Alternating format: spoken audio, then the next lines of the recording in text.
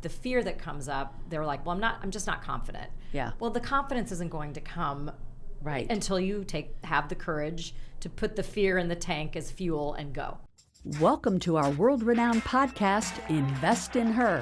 I'm your host, Catherine Gray. I'm a TEDx and keynote speaker and author.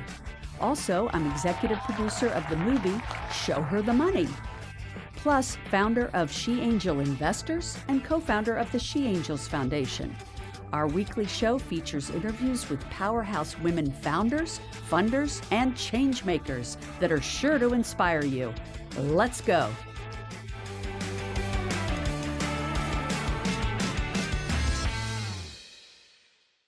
Welcome to this week's edition of Invest in Her. I'm your host, Catherine Gray, founder of She Angel Investors and co-founder of the She Angels Foundation, as well as executive producer of Show Her the Money.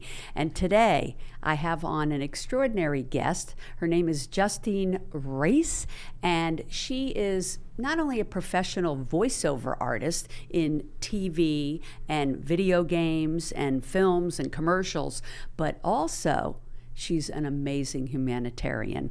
And in fact, she just won the recipient of the Heart of Humanity Award.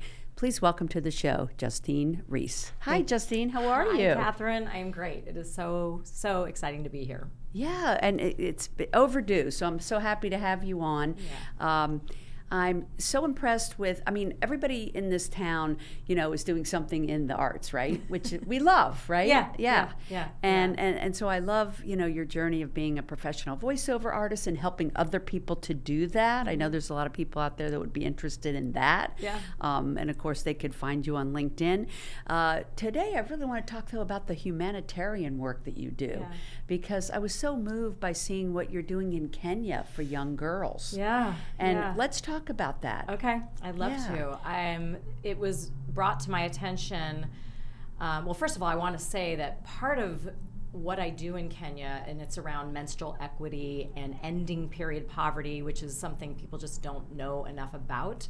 Yeah, I was going to say, let's even explain that. Menstrual equity and poverty, what does that mean? Well, it means that a woman in menopause is talking a lot about having a period, which is kind of funny. But truthfully, when we think of poverty, we think of not having food, we think of not having shelter, and obviously those are basic needs. Yes. But what we forget is that there's a basic need a woman has every single month because she bleeds to have period products. And I think we take that for granted here in the U.S., don't we? We do. Who could imagine that there's a whole group of thousands, millions of young women in other countries that don't have access to menstrual products? It's crazy. And the statistics are insane, and it does happen here in our own country as well. That's sort of another, a whole other issue. Yeah, that's really startling. I know, that we wouldn't even think that, but if poverty is happening, this is happening too. And then I just have to interject this, and that is that people don't understand the huge outcome of not having menstrual products. Right. They're thinking, so what? Exactly. All right. They don't realize this impacts your entire life. 100%. Because of education, because of domestic abuse. Mm-hmm. And what do we mean by that? The average person, I don't think, understands what a huge deal this is. So let's explain it. Okay, so I think when it was brought to my attention 3 years ago, I went to Tanzania on a humanitarian trip aligned with a group called the Nguzo Women Youth Foundation. Mm-hmm. And what their major forefront mission is to bring reproductive education into the school system. And they are able to do so with the government's permission. Otherwise, they couldn't even go into these schools. So we were brought in to help around speaking. In other words, the way this ties into my platform is giving women, girls, and really all humanity a voice. And it's weird to tie this into menstrual equity, but this is how I feel it is very important, because what I found out is that the girls drop out of school. Right. Because they're missing a week every year. They don't have period products, they don't have a place to change, and so there's no normalization around something that happens every single month in our body, right? So there's shame around it. So when they start missing school, then it's very hard to go back. And they're using whatever they can get a hold of. So that particular trip, we brought reusable menstrual pads. And I didn't really know about the menstrual cup. We'll get to that in a moment. But when we went into the schools with this foundation, I was so blown away because we were teaching the boys and the girls. And we literally have video of little boys in front of the classroom putting a menstrual pad into a pair of underwear and not being laughed at. I mean, there was a little chuckling around it, but the fact that this was being normalized and destigmatized, because what happens is when the girls drop out of school, obviously, they never go back, and then they can't get to college. And then now we are, you can talk about the financial aspect of not being able to give back to the community in Africa. Trillions of dollars are what this mission or this moment can turn into.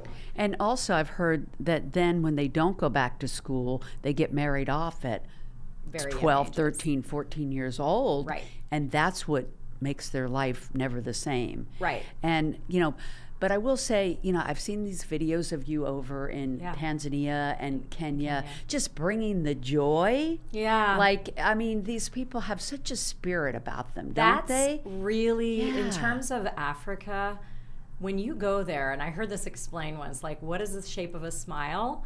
The shape of the smile is the same as a banana, which is like their major food. And this was explained to me. We were walking around a cultural place where they do, they roast coffee, and it's a coffee plantation, but they also have banana trees. And they were explaining when one banana tree dies, then they plant coffee there. It's very intricate, interesting phenomenon. But he said, why is a banana shaped this way? And so we were like, oh, because it's moving towards the sun.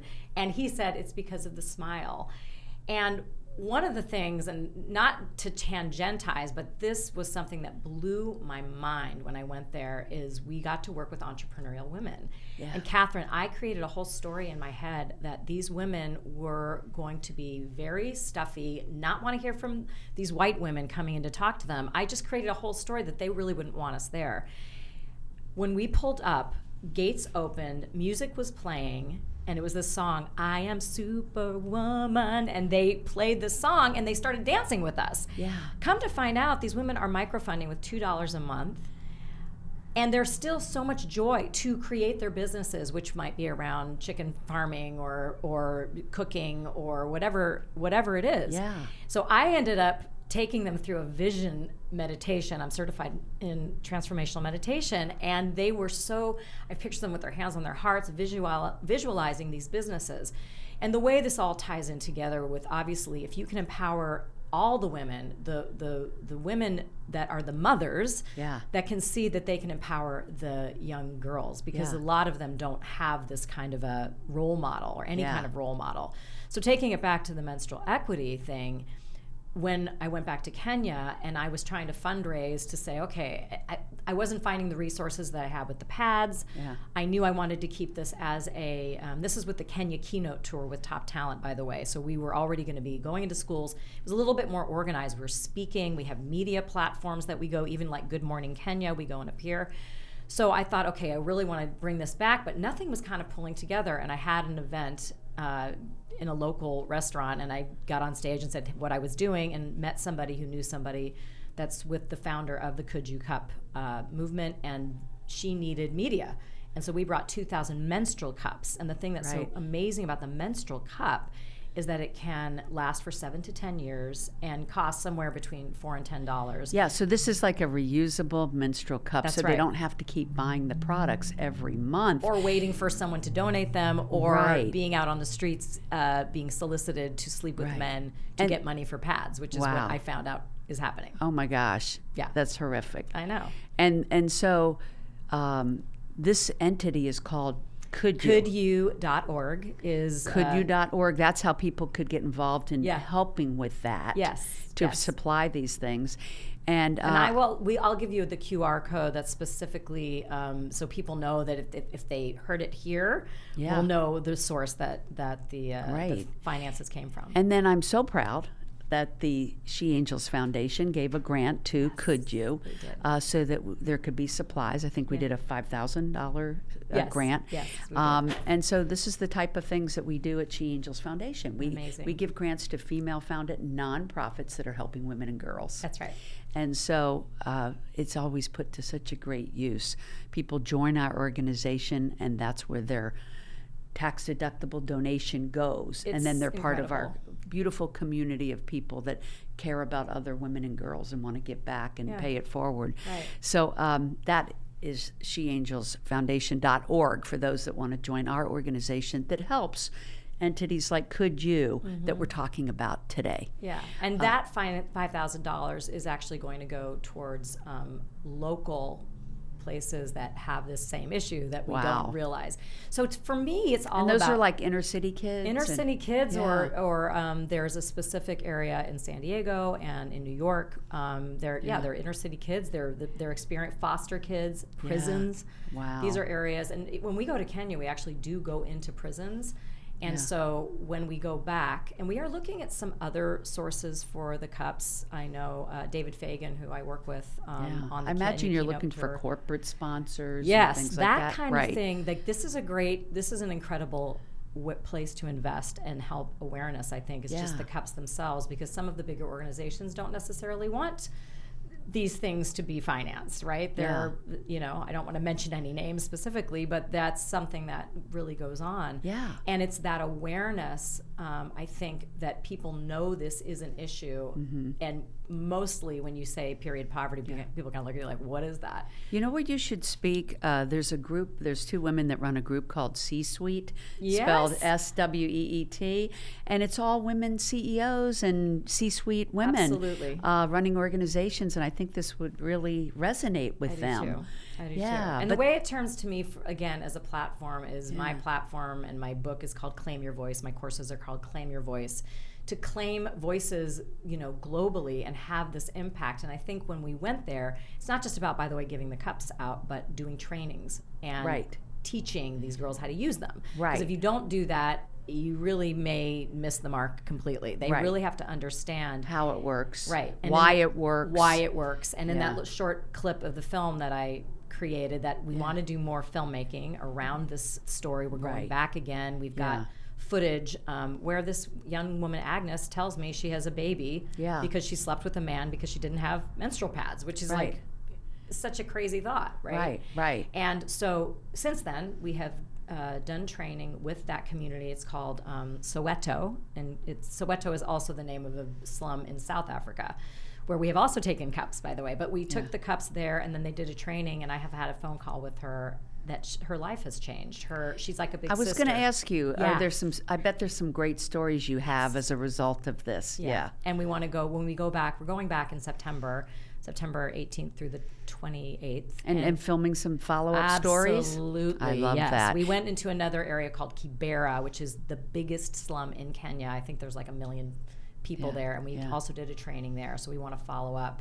And we have trainers there with this organization, CouldYou.org, that do follow up. It's the research is very important because we've got to report the numbers back so that other government officials, they give money to have menstrual pads, and they'll give something like $7 million, but their money is so much smarter invested in the cups because they can last 7 to 10 years. Right. It makes so much sense. And I only heard that from you, and I wanted you to come on this show and talk about it, because I don't think a lot of people are aware of such a product and how game-changing it is to the lives of so many women around the world. I mean, just imagine every month. It's not just it's the dignity, and it's the empowerment that a girl doesn't, or a young woman doesn't have to worry.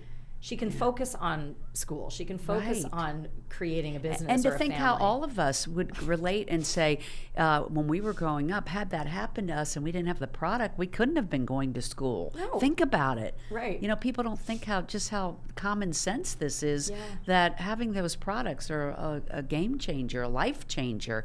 And we never thought about it. We just have always taken things for granted here, I think you're right. I think that's exactly it. And so this is such a simple solution that it is.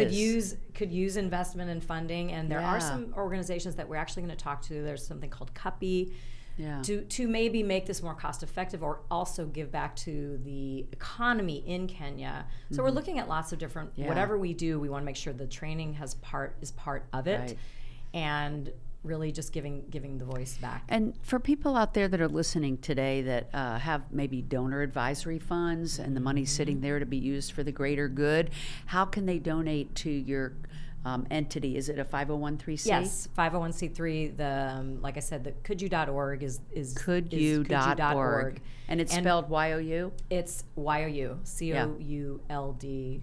Yeah. Y-O-U. They can also go to my website, which is empoweredvoicecoach.com. Okay. And I have the film and more information there. And watch the film. I would like to do more with the film. It's already been in a couple of festivals. Great. And we might expand that and make it a bigger, because there was a film in 2018 called Period End of Sentence. Yes, my wife's cousin produced that. It won an Academy Award. It won an Academy Award. Yeah, it was about helping put the women in business making and selling the period goods. Yeah.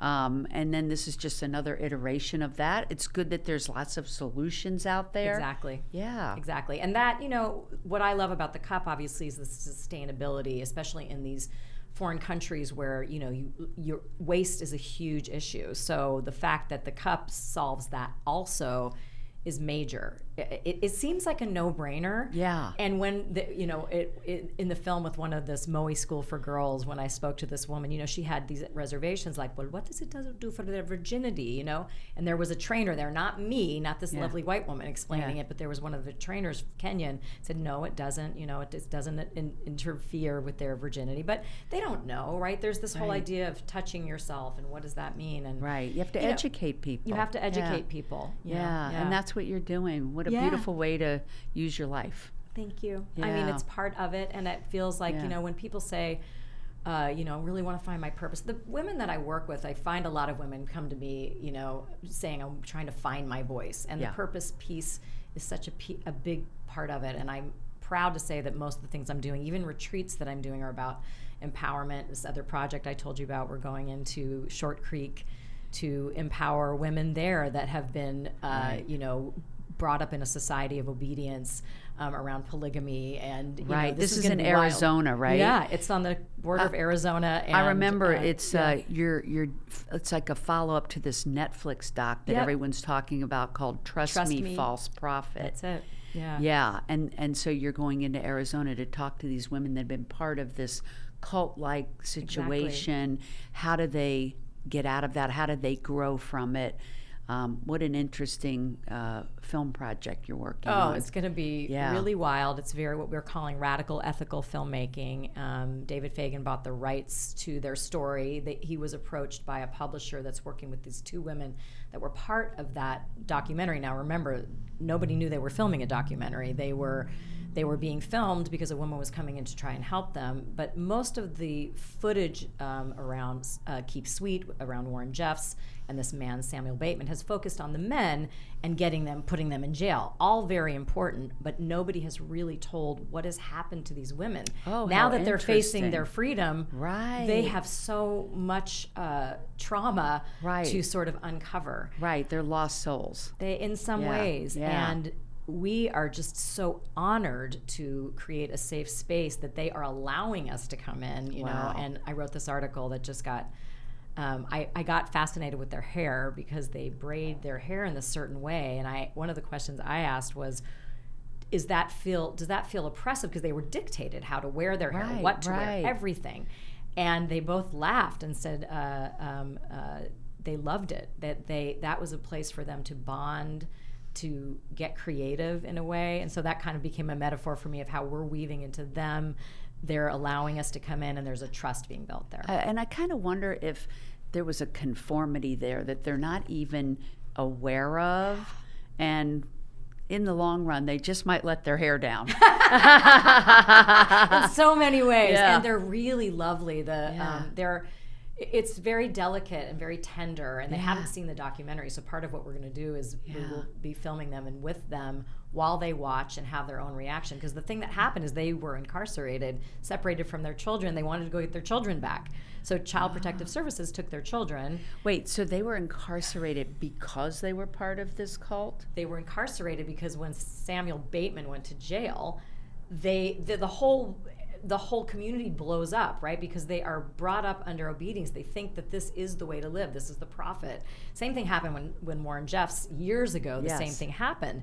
So the children are separated from these women, and then they're going to do what any mom would do. I'm going to go get my kids back. Yeah. And then they went to jail, and they don't even know why they're in jail. So for a year, so this is part of Why are they in jail? because they kidnapped their children, and that's illegal. It's illegal to take your children back? I guess if you are, I don't know the ins and outs of how they legally, that's but fascinating. It's a whole they have their own. This is going to be a great documentary.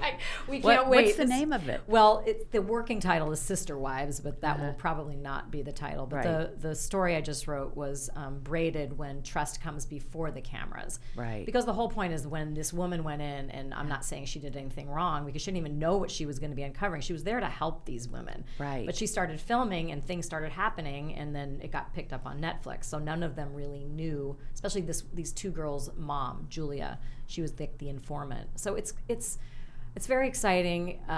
It's tender, and we don't even know how it's all going to go, but we are having more and more meetings with them as we get And do you towards think it. eventually they'll be let out of jail? They are out of jail. Oh, they are They're now? out of jail. But the whole point is... thank goodness. But now how do they function in society? They've been so used to conforming to this situation. It's like the freedom we all desire Yeah. it's scary. Yeah. When you think about it, if you've never had it, how do you teach your own kids now that you have this? I read something yesterday. It was like freedom is not being afraid. It's being like afraid to do something. It's like cutting through that fear and taking the risk. Exactly. Yeah. Well, and that's what they have to learn. Yeah, the courage. It's like I often tell people that even want to get into voiceover, and they're getting to that point, like, okay, I'm going to jump in, and maybe I work with another organization where we help create their demos and get them really started in a very strategized way.